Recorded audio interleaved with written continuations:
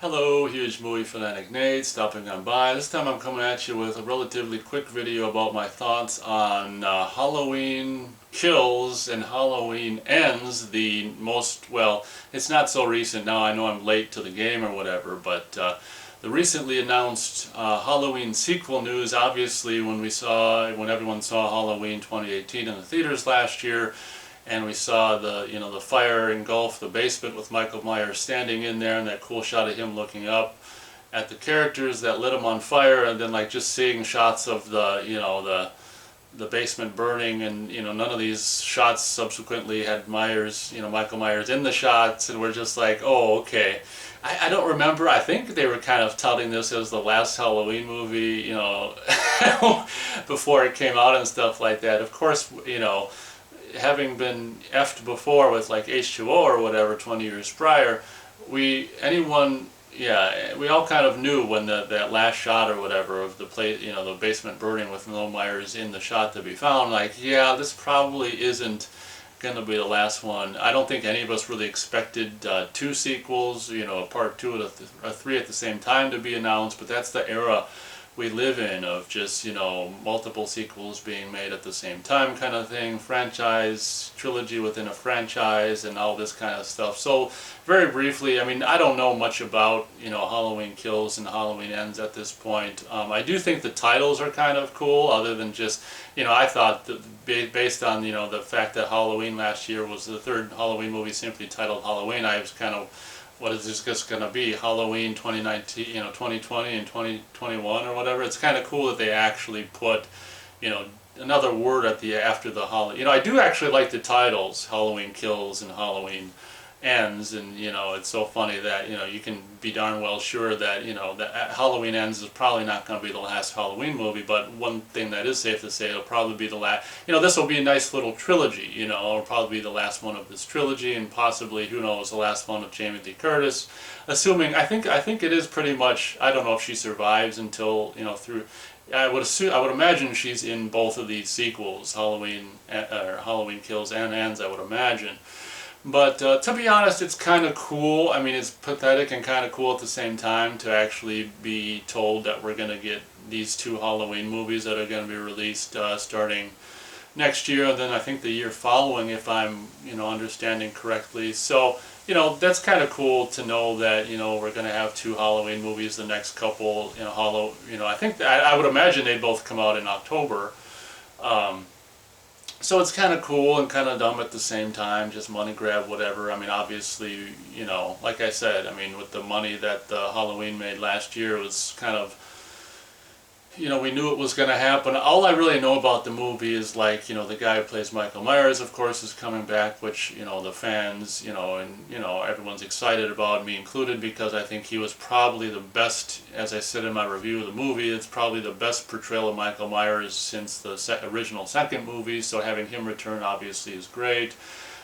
From what I understand at this point, John Carpenter, the same group is probably, the same group of three guys or whatever, assuming Carpenter lives this whole time, is going to be doing the music, which is great because, although maybe I don't know, maybe I had too high of expectations for Carpenter returning to the music or whatever, it still really was cool, and, having seen it again and stuff on home video after the fact, I could appreciate a little more, and there was that one really cool new theme that I completely didn't even catch in the theater, that after having seen it on Blu-ray and stuff, it's just like, oh wow, there's like a new theme in there. I don't know what it's called, but you know what I mean. It's this new kind of theme that I don't know what the track is called or whatever, but a really kind of a cool new theme. I just don't understand how I didn't hear it when I saw it in the theater. But when you see a movie for the first time, and there's a lot to take in, and I guess I was probably, like, at that time kind of just disgusted with how that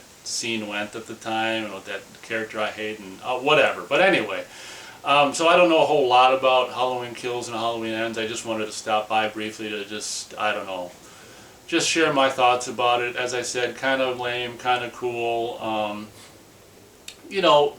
Having not hate, I don't hate Halloween 2018. I do think it is one of the better sequels, and to be honest, for being so far, 40 years after the original, it is kind of impressive how good so many aspects of it were, and I can only, one thing that really scares me about like Halloween Kills and Ends is the character, the granddaughter's boyfriend didn't die in the first movie, so I sure as shit hope we don't have to see that guy again in this movie.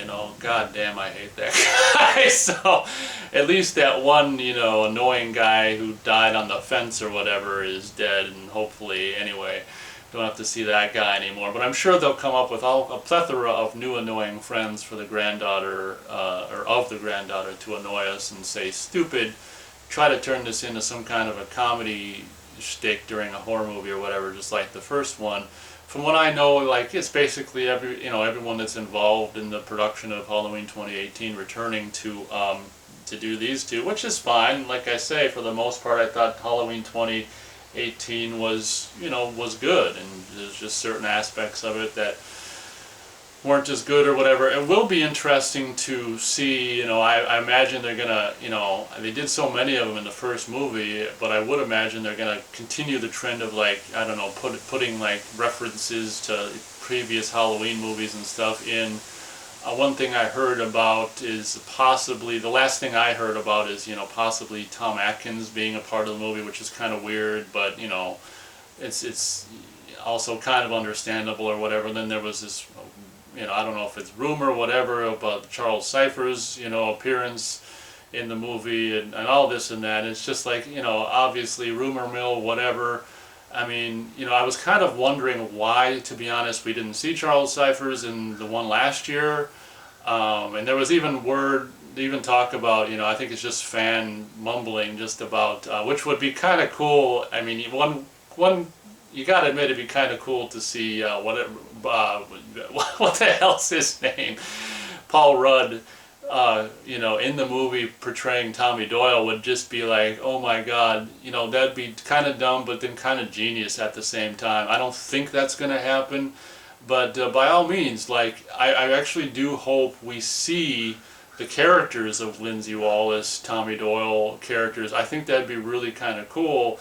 And maybe it's just as well we didn't see a lot of these characters in the movie last year. I think I think a character was mentioned. Wasn't Lonnie a character mentioned or whatever? Like, let's see like Lonnie. Let's see Tommy Doyle. Let's see Lindsay Wallace. I mean, there's so many characters that were just, briefly, seen,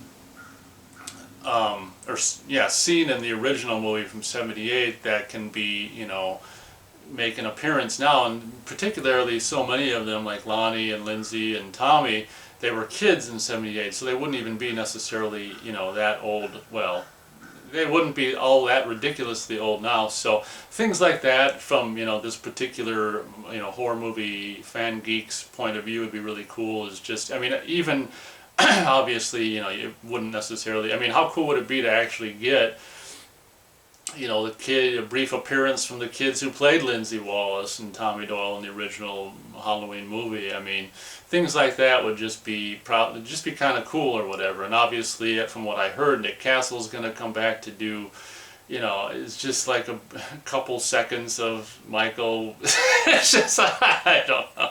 I still don't understand what the whole point of having him come back to do a shot or two is, and in particular when you don't know what shots. I mean, how are you supposed to know as a viewer what shots he's Michael and all this kind of stuff and whatever. Feel free to let me know what you think about, the announcement, which is, not so recent at this point, but still kind of recent, of the upcoming Halloween sequels to, this little trilogy. It's kind of cool that they're making a little trilogy, Halloween Kills and Halloween Ends. I do like, those titles.